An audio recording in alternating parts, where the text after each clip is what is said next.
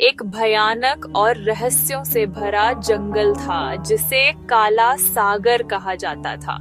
यहाँ के जानवर हमेशा एक दूसरे से डरे रहते थे और अकेले रहते थे। इस जंगल में कोई नेता नहीं था, सिर्फ डर का राज था।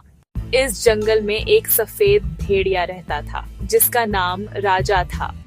राजा दूसरों से अलग था। वह शिकार करने के बजाय बीमार और घायल जानवरों की मदद करता था। शुरू में तो कोई जानवर उस पर भरोसा नहीं करता था क्योंकि भेड़िया हमेशा से खतरनाक माना जाता था। एक दिन जंगल के सबसे शक्तिशाली और क्रूर बाघ को एक जाल में फंस गया।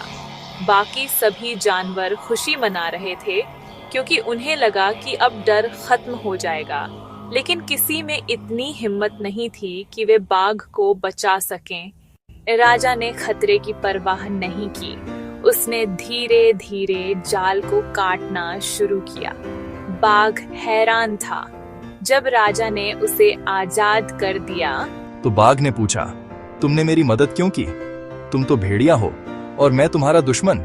राजा ने शांति से जवाब दिया, जंगल में कोई दुश्मन नहीं है, केवल जरूरतमंद है। डर से नहीं बल्कि एकता से ही यह जंगल सुरक्षित हो सकता है।